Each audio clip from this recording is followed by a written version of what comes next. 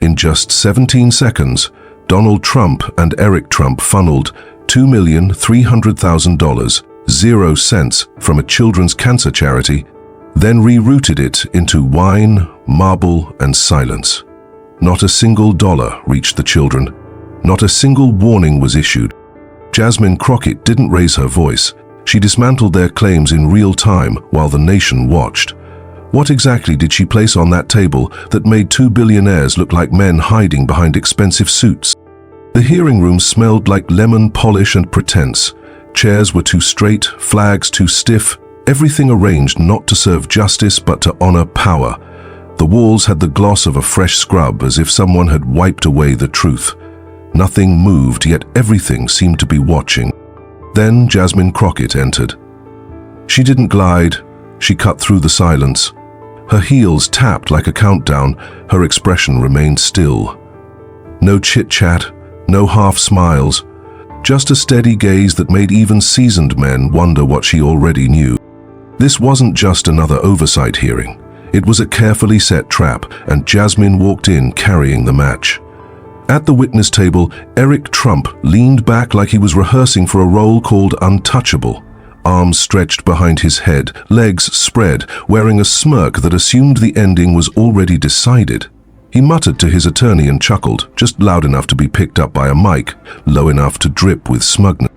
2 rows back sat Donald Trump, stone-faced, arms crossed, a statue of ego and defiance. He didn't blink. He didn't have to. His presence alone broadcasted, "I'm still in charge." But Jasmine didn't bow. She didn't flinch. She adjusted her mic and spoke the kind of opening line that hits like a timed charge. "Mr. Chairman," she began, voice calm, deliberate, direct. "Let me be clear. Today we're not evaluating a man, we're evaluating a mechanism." She paused. The silence thickened. A mechanism that cloaks itself in children's faces while funneling money into the pockets of the powerful. That was the first time Eric moved. Just a slight twitch. Jasmine saw it. So did the cameras. So did every viewer, from living rooms to break rooms. The donors, the skeptics, the people who once thought charity meant healing, not hiding. Then she did it. She pulled a thick yellow folder from her bag and laid it on the table, quietly, like a loaded trap. No label, no explanation, just enough weight to make Eric lean in and Donald tilt his head. This wasn't just paper, it was evidence, timing, retaliation crafted in documentation. The committee chair gave her the floor. She didn't hesitate. "For months," she said, tapping the folder, "this was buried. Today, we examine what happens when charity meets scrutiny." Eric arched a brow, whispered again, smirked. But this time it didn't reach his eyes. Jasmine didn't look at him. Her gaze locked on the public. When she spoke again, her voice dipped just slightly, like the sky before a storm. "If you've ever given $1 to help a sick child, this moment is for you." The room froze. Behind her, a C-SPAN cameraman mouthed, "Damn." Jasmine didn't react. She rested her hand on the folder like it held the fuse. What was in that file that made a billionaire son shift in his seat before a word was spoken? She let it sit there, a yellow warning. Eric's fingers began tapping, quiet but steady, like the tick of someone praying distant thunder wasn't heading their way. Then she opened it. She unsealed the flap, lifted a page and held it up. Just one. Cold fact. $180,000, 0 cents, she stated. Transferred on June 4th from the Eric Trump Foundation to an entity called Red Liberty LLC. No services documented, no charity reports, no explanation. Eric tilted his head, lips parted, but remained silent. His attorney leaned in. Jasmine continued, unfazed. "Here's another," she said, pulling out a second sheet. $430,000, 0 cents, July 22nd, same destination, this time labeled Event Coordination. But there was no event, no venue, no staff, just the wire. Tension spread through the room like heat off pavement. Then came the interruption. A Republican panelist slammed his palm on the desk. "Mr. Chairman, this is a smear campaign. These documents are unverified. We should pause questioning until legal review." Jasmine didn't wait. "Reclaiming my time," she said, her voice slicing the air. "I'm not here for comfort. I'm here to expose patterns." The panelist faltered. Jasmine gave him no room to recover. She laid out 3 more sheets like a blackjack dealer turning over loss after loss. Names, amounts, destinations, all tracing back to one dark flow. Money drifting from a children's fund into a shell. The C-SPAN camera zoomed in. Eric's tapping quickened. His lawyer passed a note. Donald Trump finally moved, his foot bouncing now, his jaw clenched, the mask cracking. Jasmine remained composed. Red Liberty, LLC, she said, was formed just 3 weeks before the 2022 fundraiser. No website, no employees, no board, yet it received more than all 5 pediatric hospitals combined. Gasps. Even Republicans glanced down. Jasmine lifted another document like a funeral photo. This isn't just poor accounting. It's betrayal, dollar by dollar. A flashbulb popped. Eric folded his hands, but they twitched.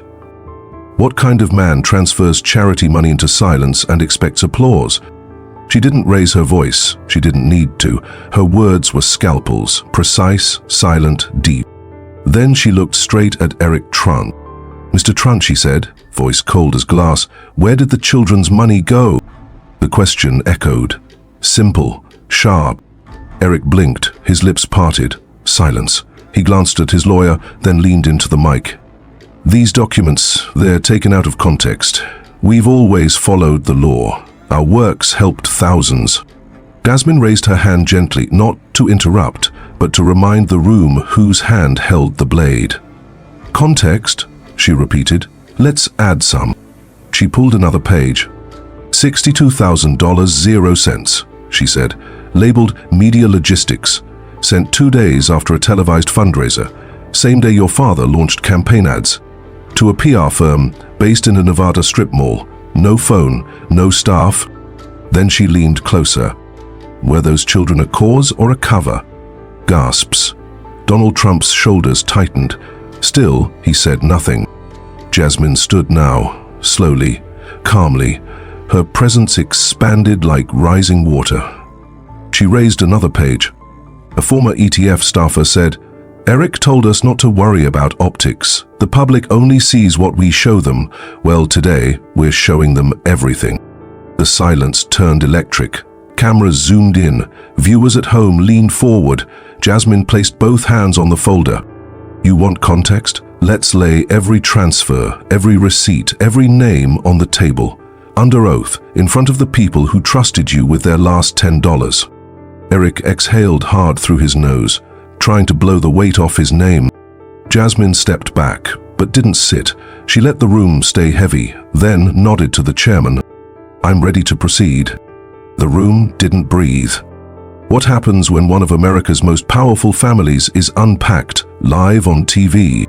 Jasmine didn't delay. The air was thick enough. She reached for the remote, turned to the screen behind the committee panel, and clicked. "No more speculation," she said. "Let's meet the destination." The screen blinked to life. Wire history. Red Liberty LLC, 2022-2023. 5 transfers, all from the Eric Trump Foundation, all to Red Liberty. Total, over $2,100,000.00. To an entity, Jasmine said, with no office, no website, no staff, and no public charitable record, ever. Eric looked down. Quote. Now a video of the 2022 Palm Beach Gala filled the screen. Gold champagne flutes, silver drapes, and a glowing stage. This, Jasmine said, was 3 days before the biggest transfer. Footage rolled, Eric on stage, arms wide, promising every dollar goes to children fighting cancer. Applause. Balloons. Flash.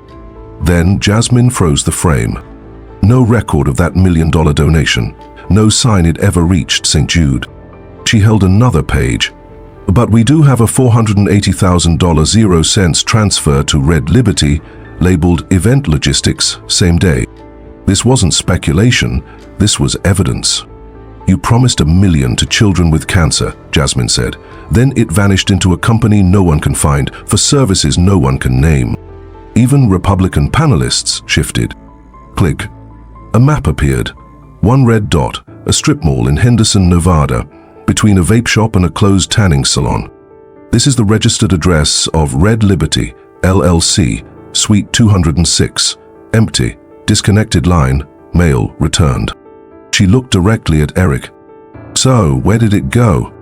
The screen went black, but the silence it left behind wasn't calm. It was heavy, metallic, waiting. No one moved, not even the cameraman. Jasmine didn't blink. She slid a second folder across the table, smaller, soft blue, worn edges. "These," she said gently, "are not financial documents. They're letters." A single sheet was removed.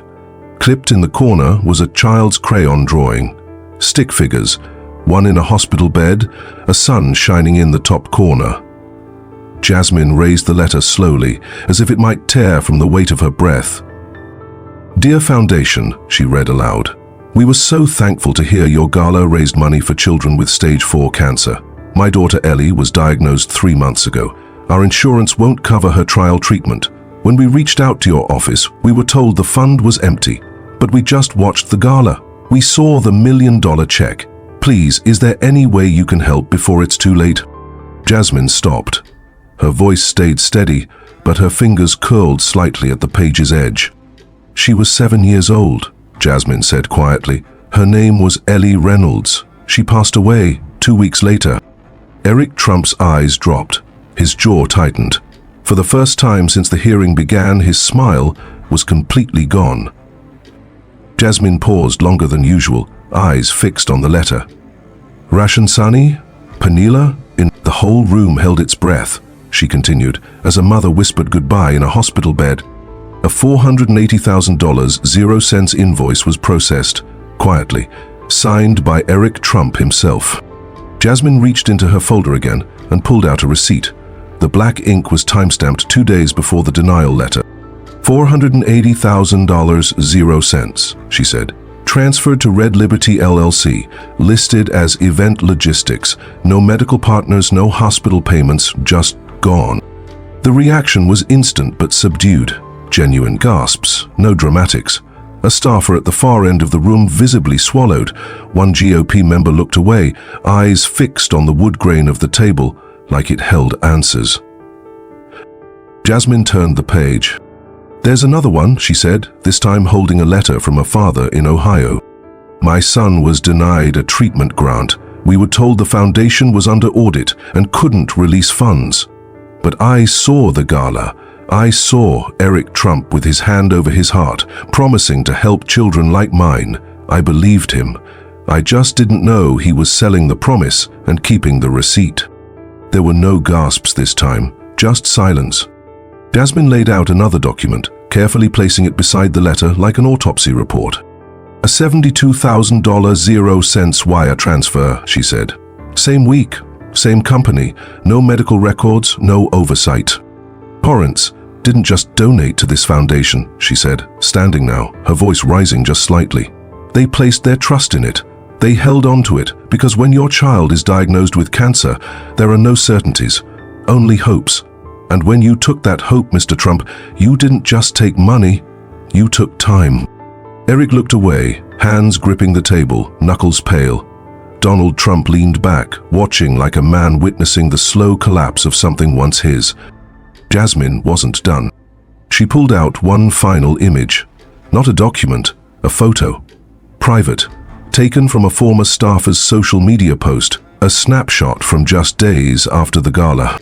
Eric Trump held a wineglass, standing in a marble tasting room glowing with gold finishes and imported light. He was smiling. The caption read, "Another perfect upgrade, worth every penny." Jasmine held the photo beside Ellie's letter.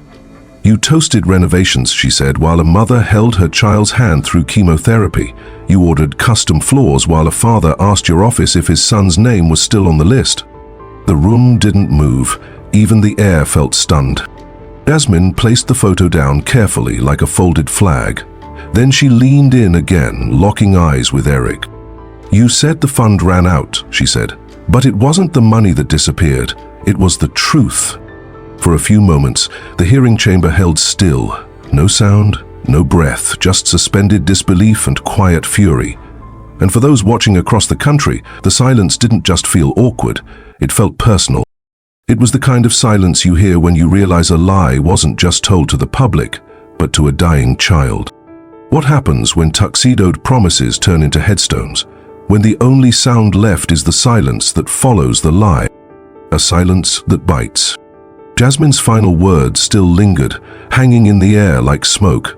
No one moved, not even Eric. He sat motionless, eyes locked on some distant point beyond the cameras, as if hoping to fade into the background. For 10 full seconds, the only sound was the faint hum of cooling fans behind the committee lights. Then it broke. Donald Trump stood. He didn't raise his voice at first. He didn't need to.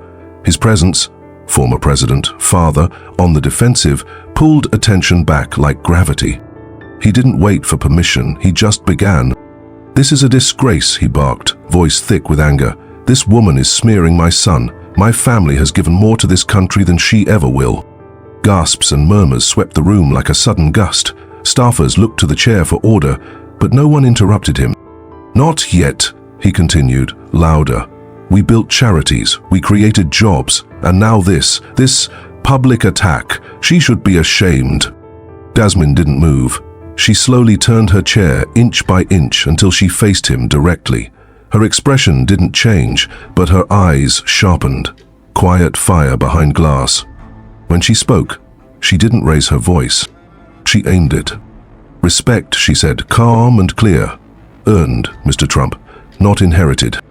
A pause followed. The silence was sharp enough to hear a pen drop. "You don't get to purchase it. You can't brand it. And you absolutely don't get to demand it. Not when children died waiting for the promises you made." That was the spark. The room erupted. Committee members began shouting over each other. One Republican slammed his notebook shut. A Democrat banged the table. The chair struck the gavel twice, then again, harder, trying to regain control. But the tension had already spilled over. Reporters jumped to their feet in the back. Phones shot up. Social media lit up in real time. Through it all, Jasmine remained still. She observed Donald Trump with the calm of someone who'd seen this show before. He launched into rants, talking about lies, left-wing setups, and tampered documents. But his voice now strained. Too loud, too rushed, like a man trying to outshout a landslide. The chair finally interrupted. "Mr. Trump, you are not recognized. Please sit down or be removed." He sat, but not before pointing at Jasmine and muttering, "You'll regret this." He didn't flinch. Instead, she turned to her mic, smoothed a page from her folder, and tapped it twice. "Here's the committee's permission," she said. "I'd like to call the next witness." A hush returned, but it was different. This silence carried weight. The name on the paper she held hadn't been revealed, not yet. She looked at it, then scanned the room. What if this wasn't just a name? What if it was a ghost from inside the machine? She read it clearly. Caleb Monroe, former accounting manager at the Eric Trump Foundation. Every head turned. Eric froze. Donald Trump narrowed his eyes. This wasn't just testimony. It was a breach in the wall. Kayla entered without glancing around. No expression, no hesitation, just purpose. She wore navy trousers, a simple white blouse, and carried a composed strength that contrasted with the storm behind her eyes. In her arms, a slim brown folder held tightly as if it were radioactive. She took the oath without blinking. Her voice, picked up by the mic, was low and steady, like someone who had lived this moment in her dreams or her nightmares. She sat across from Jasmine, hands folded, lips sealed in a line shaped by years of silence. "Ms. Monroe," Jasmine began, "how long did you work at the Eric Trump Foundation?" 4 years, Kayla said, eyes forward. "And during that time, were you in charge of reviewing internal financial records?" "I was. Every dollar that came in or went out passed through my desk, or was supposed to." A ripple passed through the room. Eric leaned in. His lawyer tapped his arm gently beneath the table. Jasmine's voice remained composed, sharp, but even. "Can you explain what you mean by supposed to?" Kayla nodded slowly. "Some expense were bypassed official channels. They were given directly to me, rewritten, reworded, or worse, reclassified." Jasmine opened her folder as Kayla mirrored her. They both pulled out the same document, July 2022, board disbursements. At the bottom, a handwritten note in red ink. Jasmine had already displayed it on the chamber screen. 200 Tony George's Media. Reclassify as Outreach. Optics matter. Taylor read it aloud, then added, "That's Eric's handwriting. I was told to log it under Pediatric Cancer Education Outreach." She paused. But there was no such program. That money went to a PAC-affiliated media group. Eric's jaw tightened. His fingers tapped on the table, barely audible, but Jasmine noticed. "How often did this happen?" she asked. "Every week," Kayla answered. "Every Monday meeting, we'd review summaries. Eric would strike anything that looked too political and rewrite it as outreach or public awareness." She hesitated, then added, "Help said the same thing every time." Jasmine didn't blink. "What did he say?" Kayla inhaled. "We're saving America and saving on taxes. Don't worry, nobody audits charities." The hearing room fell silent. Even Donald Trump stopped shifting in his seat. The words hung heavily in the air. Arrogant, privileged. Jasmine glanced at the committee. No one moved. She turned back. "Why come forward now?" Kayla looked up, not at Jasmine or Eric, but at the public gallery. "Because I've listened to families cry over the phone, and I watched him order wine while we destroyed receipts." Jasmine gave a slow nod, her voice dropping to a whisper. No further questions. And with that, the first crack in the machine became a fracture. The ghost had spoken. Another waited in the wings. Even before Kayla's words had fully faded, Jasmine moved. She reached into her briefcase and retrieved a small black device, unmarked, softly humming. The moment it hit the table, the air shifted. Phones dropped. Conversations ended. Outside noise seemed to fade. "I have one final item," Jasmine said. Her voice was steady now, like someone lighting a fuse with intent. A piece of audio submitted by a former ETF staff member. It was recorded without consent but has been verified by legal counsel. It captures a private strategy meeting held 6 days after the Palm Beach Gala. Eric sat straighter, his lawyer leaned in, whispering rapidly. Donald Trump leaned forward, elbows on knees, eyes fixed on the device like it might detonate. Jasmine didn't acknowledge them. She pressed play. At first, just static. Then, background noise. Chairs moving. Laughter. Glasses clinking. Then his voice. Clear, smug, undeniably Eric Trump. "Look, the donors are clueless. They want a handshake and a story. Show them a sick kid, stamp a logo on the check, and they'll cry over their cocktails. Then we move the money to where it's actually needed. Simple." A wave of gasps swept through the room. Someone swore under their breath. The chairman looked up, startled. A Democrat shoved his chair back in disbelief. The statement wasn't just damaging, it was deliberate, cold, the kind of thing no PR firm could clean up. Eric's posture collapsed. His shoulders sank, fingers tightening around the arms of his chair until his knuckles turned white. For the first time, he looked like what he was, cornered, exposed, and running out of exits. Donald Trump's face flushed red, not pink, red. He opened his mouth, but no words came. Kayla, still seated at the witness table, covered her mouth with one hand. Her eyes filled, and then spilled. A single tear traced her cheek, but she didn't wipe it. She just stared forward, watching the words she once overheard turn into ammunition. Jasmine let the recording continue for a moment longer. Eric's voice played again. Jasmine presses play. A voice speaks amid quiet laughter. "They'll never trace it. People don't question charity. They question headlines." Click. Jasmine stopped the recording. Silence followed. Tense, absolute.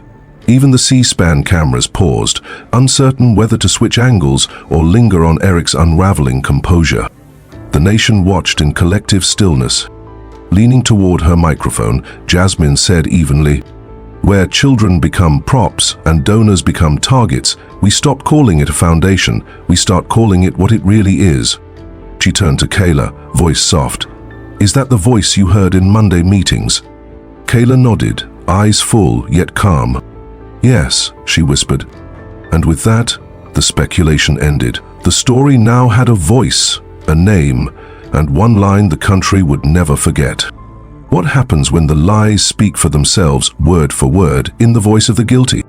Eric Trump's voice still echoed, cruel and unforgettable, but Jasmine didn't let the silence linger. She exhaled and leaned in again, not with anger, but with something deeper. Conviction. I want to tell you a story, she began. It's not about Eric. It's not about me. It's about a place where charity didn't come in six-figure checks, but in coffee cans and paper plates. The room shifted, attention sharpening.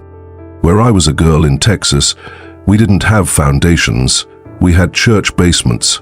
When a kid got sick, leukemia usually, we didn't host galas.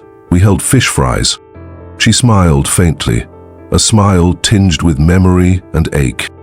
I remember hot grease, old coolers filled with off-brand sodas, and folding tables sagging under foil trays. Neighbors came with Tupperware and crumpled dollar bills.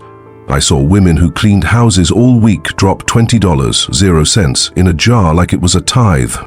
She paused. We scraped together quarters, he pocketed millions. It wasn't a punchline. It was pain spoken plainly, laid bare beside the evidence. I'm not here because I hate wealth, she said. I'm here because I know what true generosity looks like, when it costs you something. We gave because we had nothing else. We didn't want attention. We just wanted a child to live long enough to go home. Eric wouldn't look at her. Donald Trump kept his eyes fixed on the table. Jasmine opened a folder and held up a worn photograph, grainy and warm. A church parking lot, a sign, folding table, a sign, for Maya's treatment, $3, 0 cents, plates. This girl, Jasmine said, was my cousin. She survived barely because people gave just enough, just in time. She set the photo down slowly. But what happens when people give out of love and someone else takes from greed, when trust becomes countertops and campaign ads? No one answered. There was no answer. Jasmine straightened herself, eyes on Eric Trump once more. You didn't just steal money, she said calmly. You stole belief. You took the most fragile kind of hope and treated it like pocket change. No red tie or boardroom grin can undo that. There was no applause, just silence and a collective awareness that this story wasn't about politics anymore. It was about integrity and the cost of losing it. What if the cost of a vineyard, she asked, was the life of a child who never got the chance to grow up? She didn't give them time to recover, not from the photo, not from the truth. Her next words were clinical, precise. Let's talk numbers, she said, tone even. Because this isn't just about emotions, it's about math. And math doesn't lie. She tapped her folder, then turned to the large screen behind her. A spreadsheet filled the screen, rows and columns lit like a digital confession. She highlighted one number in red. Line item 38, disbursement, $700,000, 0 cents. Destination, Trump Winery. Purpose, property upgrades. Eric blinked. Donald Trump didn't. His expression held, but something in his eyes shifted, panic or maybe recognition. That's not a typo, Jasmine said. That's not overhead. That's not a miscommunication. That's marble floors, a tasting room, a custom Italian chandelier. She clicked again. Two images appeared side by side. One, the renovated winery, gleaming. The other, a St. Jude's spreadsheet listing 14 children on a wait list for emergency treatment grants. Each child had a dollar amount beside their name. Emily waited, Jasmine said. Shelves and help-poured wine. The air tightened. No gasps, just something heavier. Disgust doesn't always shout. Sometimes it's a glance, a lowered gaze. Even from the Republican panelist from South Carolina.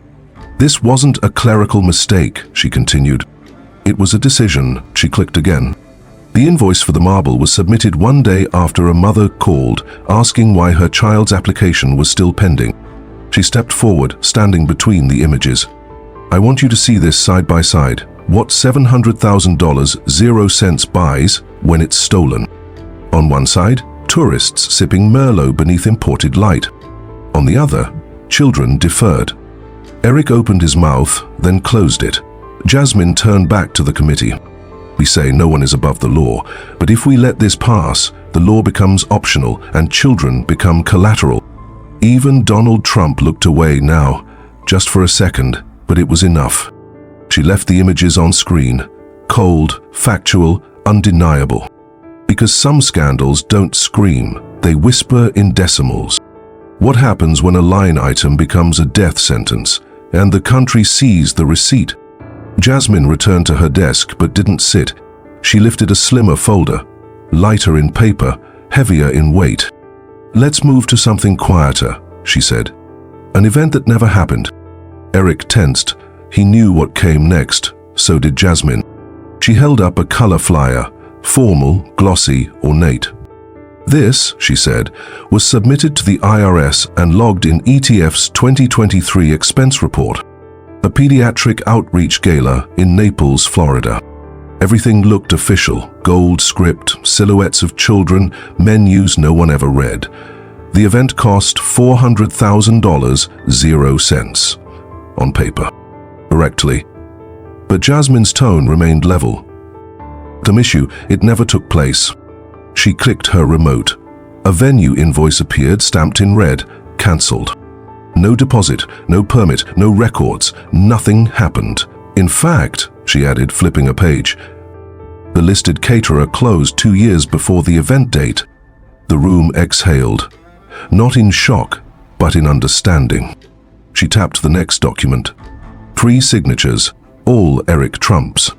Event coordination, marketing, transport logistics. The screen displayed all 3 forms, bearing his signature. Jasmine faced him again, calm and unwavering. "You signed more invoices than condolence cards." Eric froze. His attorney pushed a note toward him, but he didn't move. Jasmine stepped forward, her voice lowered, sharper than ever. "Do you know what $400 0 cents can do in a real pediatric ward? It covers chemo for 10 children. It buys months, sometimes years. Instead, it bought a ghost, a headline, a lie." She turned back to the panel. This wasn't a mistake. It was theater. A flyer, matching forms, repeat signatures, choreographed fraud. Even the Republicans had fallen silent. One looked away, another tapped a pen without rhythm. Jasmine placed the last page flat on the desk, a photo from a past pitch by Eric Trump, captioned, "Turning Hope into Impact." She looked not just at Eric, but through him. "You didn't turn hope into impact," she said. "You turned it into inventory. What do you call a charity event where nothing's real but the receipt?" It started with a single post, a clip of Jasmine's closing words. "You didn't turn hope into impact. You turned it into inventory." A user captioned it, "I donated in 2022, I feel sick." Then came another. A mother from Illinois posted her son's photo in a St. Jude wristband. "We believed the gala would help. It didn't." In 30 minutes, Trump charity scam was trending 1. By lunchtime, it was no longer a ripple, it was a wave. News outlets interrupted broadcasts, cable anchors dropped qualifiers, they called it what it was: fraud, betrayal, exploitation. On TikTok, creators looped Eric's voice, "Donors are dumb, they just want a handshake and a story." Millions listened, responded. But the most powerful voices came from those who once believed. Veterans who sent $25 0 cent checks. Teachers who skipped meals to give. Elderly couples who mailed notes with their donations. One post read, "I watched that flyer event with my granddaughter. We cried. Now I don't know what to tell her." By afternoon, outside Trump Tower in NYC, over 200 protesters gathered. Some held signs. $100 0 cents equals a lie. Marble floors equals buried dreams. Others held only photos, faces of children, candles drawn in ink. Little cardboard hearts marked the barricades. Police set up blockades. Cameras swarmed the building like vultures over glass. A woman shouted into a microphone, "They used our children as a business model." Her words echoed down Fifth Avenue like a judgment. In Washington, the crowd outside the hearing doubled. Local parents, medical workers, past donors. A nurse held a sign, "Charity is not a prop." Beside her, a father stood in silence, holding a weathered hospital bill and a photograph of his daughter. Inside, the atmosphere was thick with tension. Eric Trump no longer appeared defiant. He looked overwhelmed. Donald Trump sat rigid, lips sealed, his eyes distant. The facade had cracked. But it wasn't just in the hearing room. The nation beyond was unraveling. Jasmine said nothing. She watched the consequences unfold, no smirk, no triumph. This wasn't a win, it was an unveiling, and revelations don't scream, they echo. She flipped to her next tab and paused. The country wasn't just watching anymore, it was responding. What happens when a lie isn't just revealed but believed? When people realize the enemy wasn't hiding but waving from a stage, holding $1 million check, smiling for cameras. The ripple had become a storm. Inside, the hearing room felt the pressure. Outside, chants grew louder. Inside, the air was heavy, charged with truth. Jasmine turned to her notes again, but didn't get the chance to speak. A voice from the far end cut through the room like a blade. "Representative Dalton, Texas," barked the chairman, irritation in his voice. "In light of today's emotional rhetoric and unverified documents, I move to suspend this hearing until external counsel can review the material. This isn't due process, it's a circus." Some Republicans murmured support. One nodded. Another leaned toward his mic. Jasmine didn't flinch. Her hand returned to the folder as if containing something volatile. Chairman Graves hesitated, glancing between Jasmine, the room, and the documents already on record. Dalton leaned in, pressing the moment. "This hearing is political theater," he said. "My party won't participate in this character assassination any longer." Jasmine stood. No raised voice, no lecture, just calm, precise language that left no room for doubt. "Motion denied." Dalton froze. Jasmine turned to the chairman. "You for respect, Mr. Chairman. This isn't a court built for comfort. This is oversight. And the American people are still watching." The words cracked through the chamber. Not grandstanding, but a mirror held up to a room full of men afraid to see themselves. Dalton stood abruptly, folder clutched in tight hands. "Then you can continue without me," he snapped. "I won't be part of this charade." And just like that, he left. Cameras followed him like a defendant leaving court. Jasmine didn't even turn. Her voice was steady, her gaze fixed. If revealing receipts is now considered assassination, perhaps the issue isn't my delivery, it's the contents. A few gasps followed. One Republican leaned back, arms crossed. Another rubbed his eyes, wishing to disappear. Jasmine flipped to the next tab, slowly. "Now that the theatrics are over," she said, "let's return to the facts."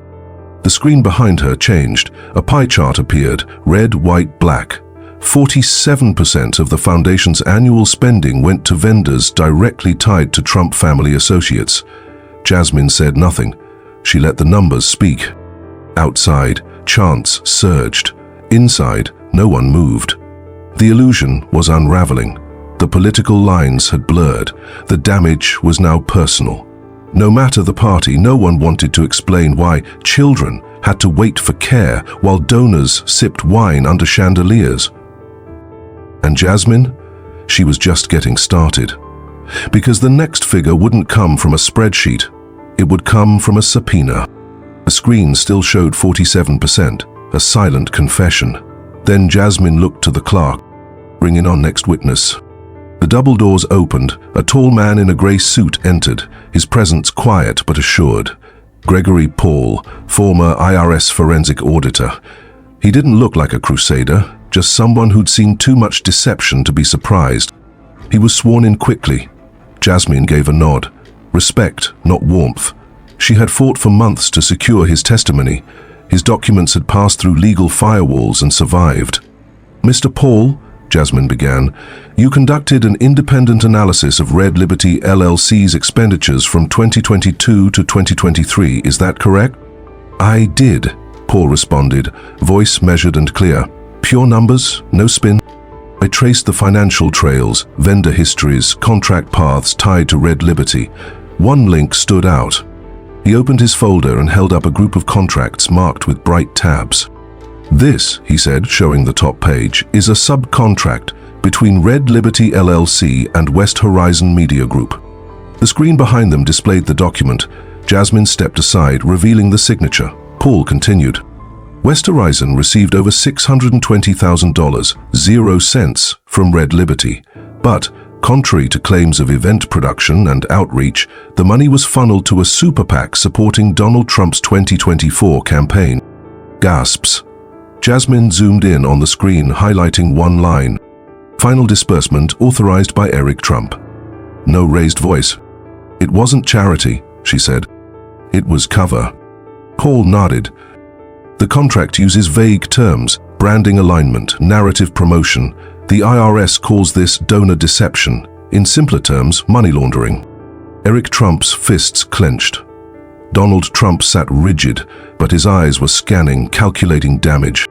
Jasmine continued, would this hold up in court as evidence of political misuse of charitable funds?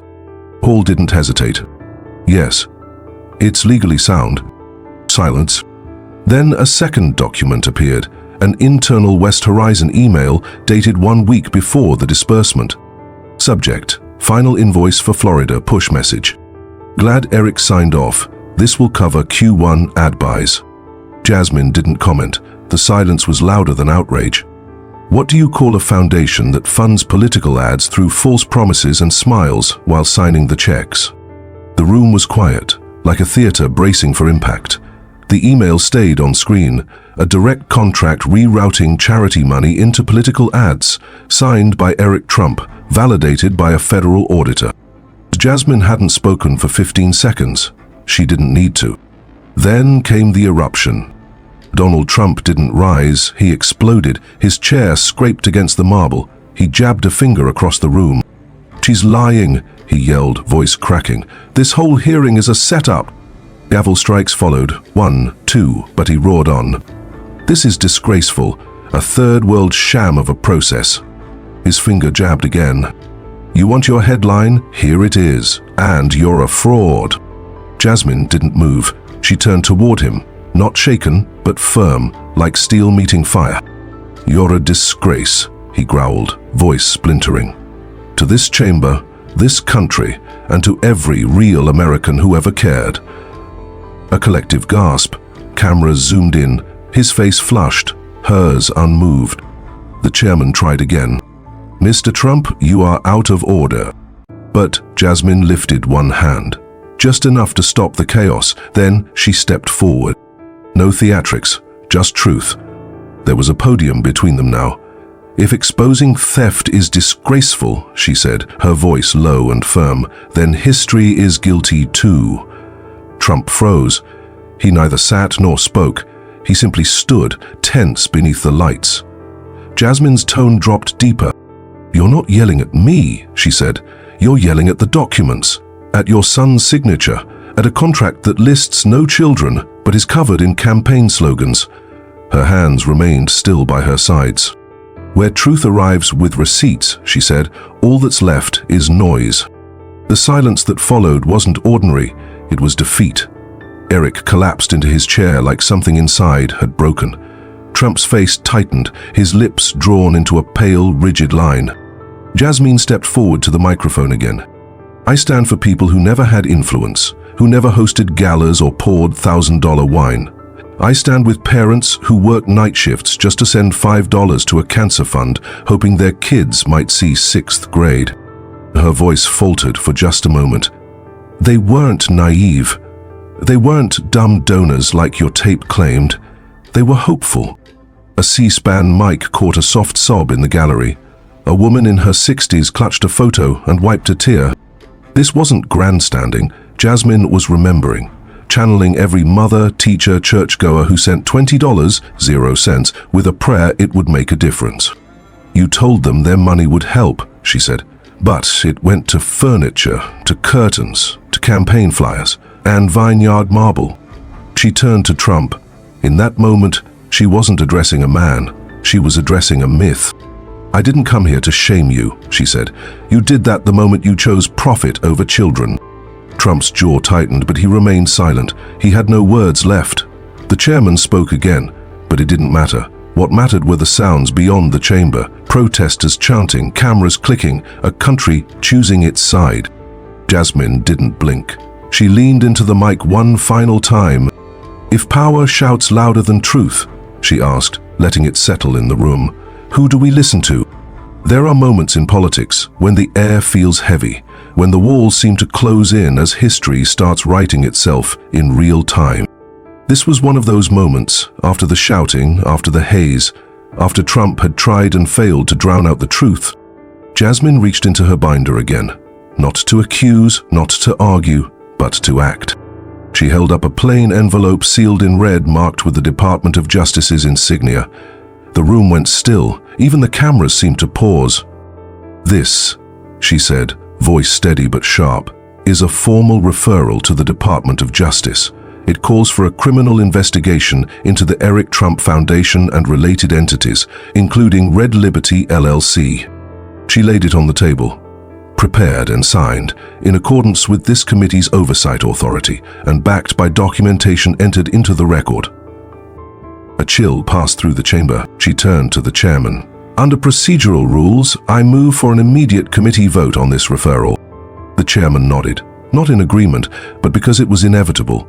The process had begun. The clerk activated the voting panel. One by one, members leaned in, fingers hesitating, as if they were pressing history itself. Yes, yes, no, no, yes.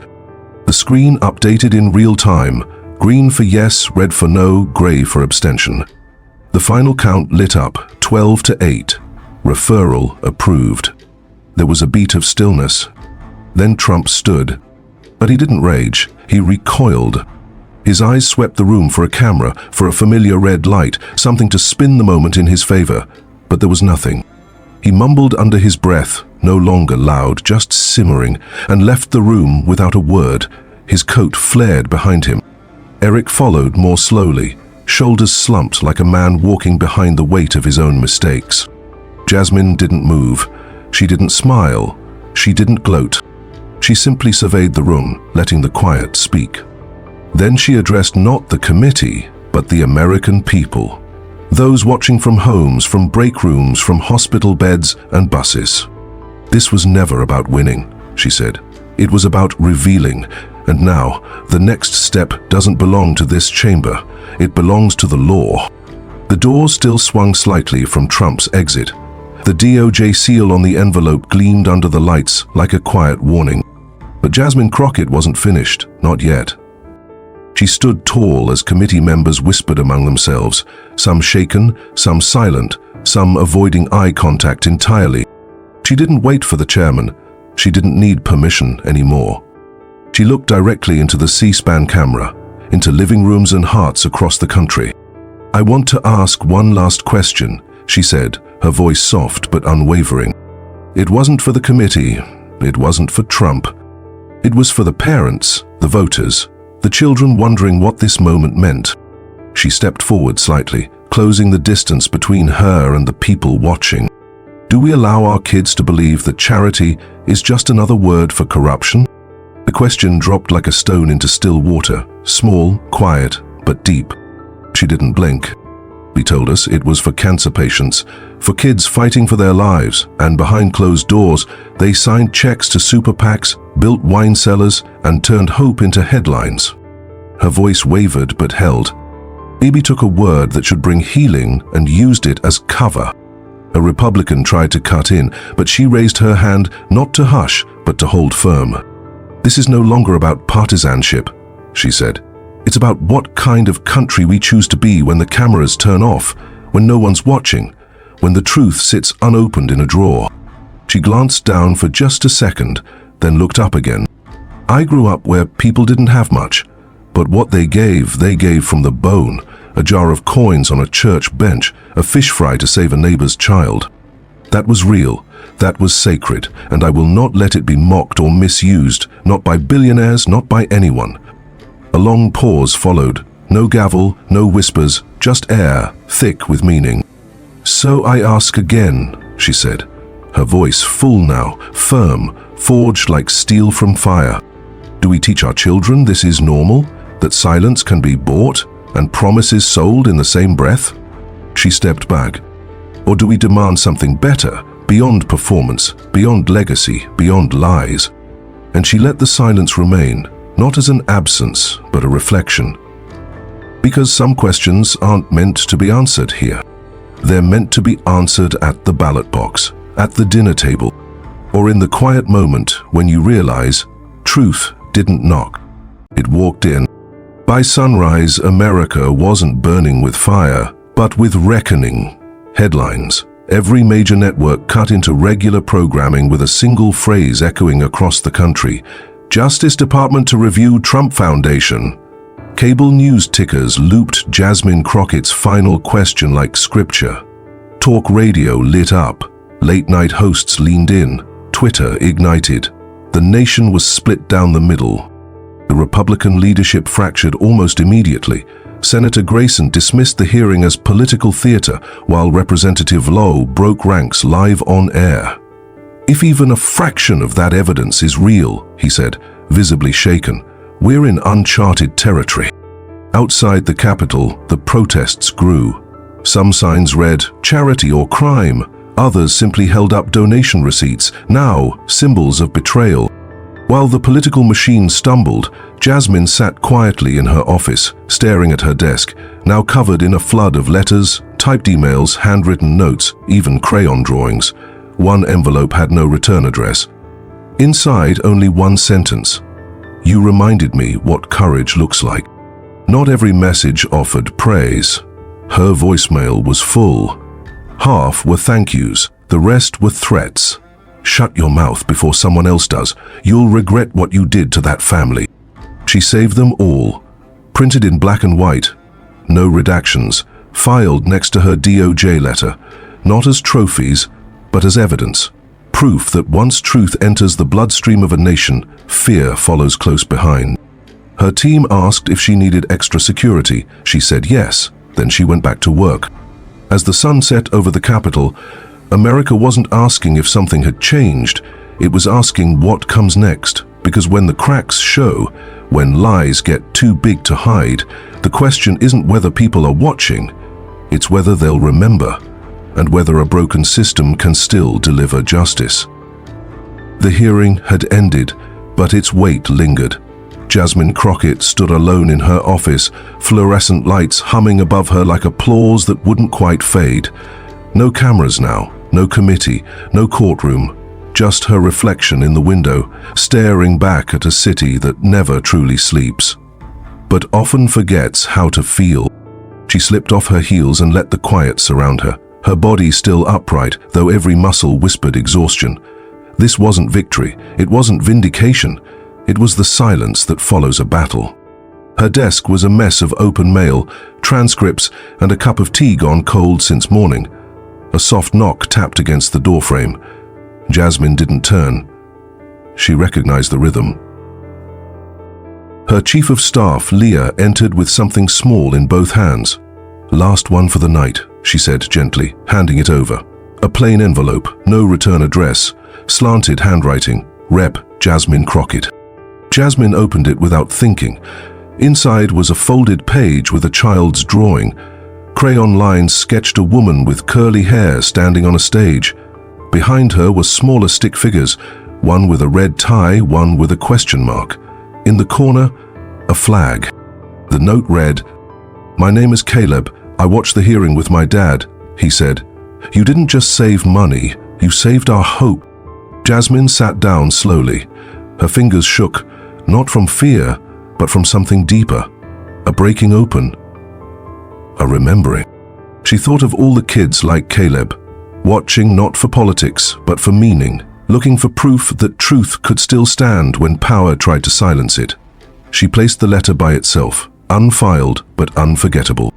The Capitol slept, its marble heart still, but across the country something was awake, in living rooms, classrooms, and in the slow turning of a nation's conscience. She looked at the letter one more time, then back out the window.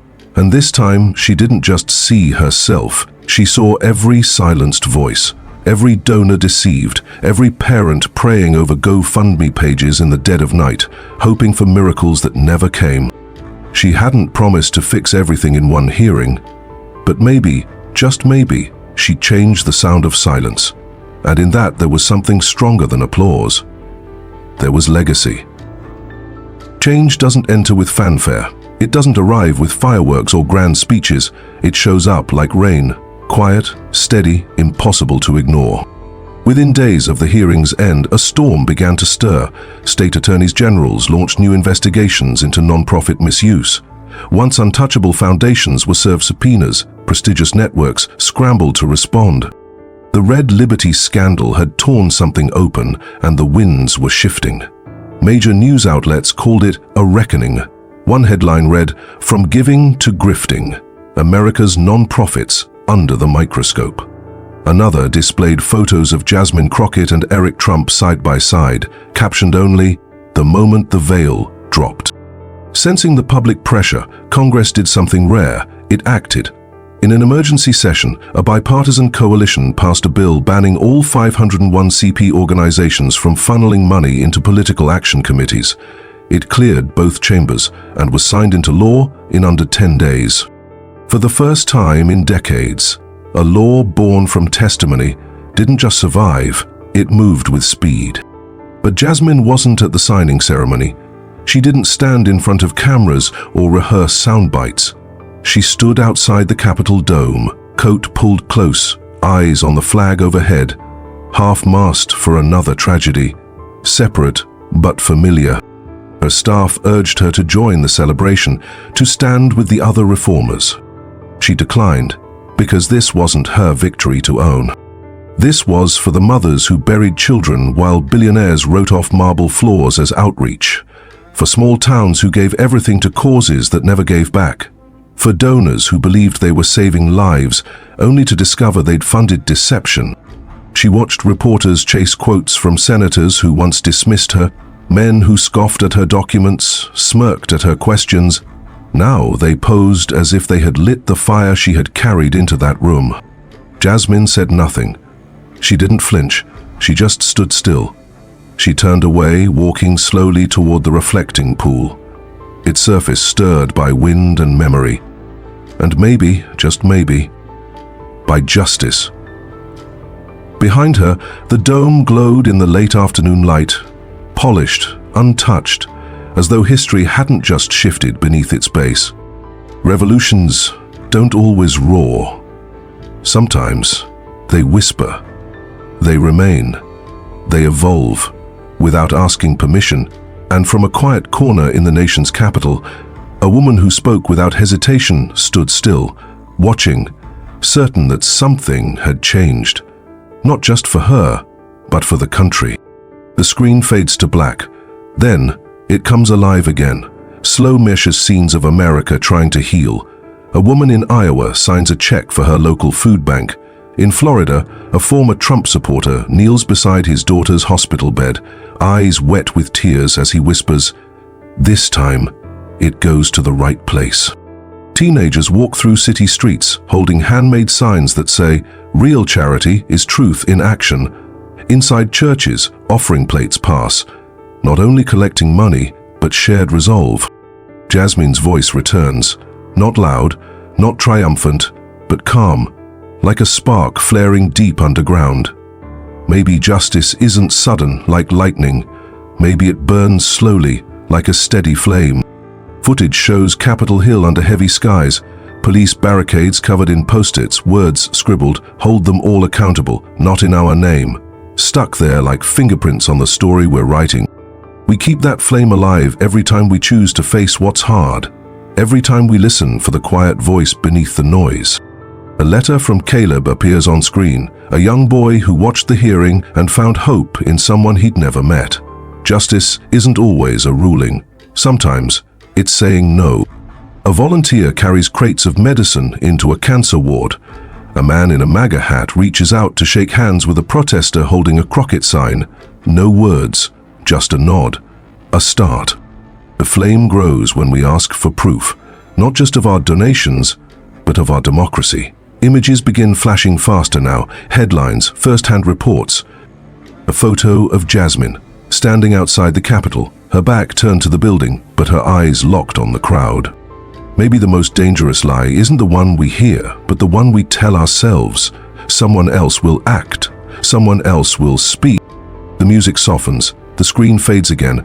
To Jasmine's silhouette, alone, a candle glows behind her. Then, her final words. What would you do if truth came knocking and no one answered? When a child wrote, "You didn't just save money, you saved our hope," it became clear. Sometimes a quiet voice, in the right moment, can move an entire nation. Truth doesn't always crash in like thunder. Sometimes it's just one question in a silent room. If justice starts with one person who refuses to look away, will you be that person when it's your turn? If this story made you pause, don't scroll past. Like, share, and subscribe to Mr. Truth, where stories like Jasmine's remind us that silence can be complicity. Tap the bell, because the next story might not just uncover misused funds, it might reveal the price of staying silent. What stayed with you longer, the lie or the courage that exposed it? Drop a comment. Let's not just witness justice, let's carry it forward, together. This dramatized account was inspired by real challenges and real people. All characters and dialogue have been fictionalized for commentary and educational purposes. It is not meant to defame or mislead, but to encourage reflection and civic responsibility. Thanks for watching. The truth wasn't lost, only hidden. Still here, waiting for someone to see it. The weight of her voice dropped. From parents, grandparents, nurses, people who believed because they saw you on stage, heard your promise, saw the check, and got nothing. She opened the folder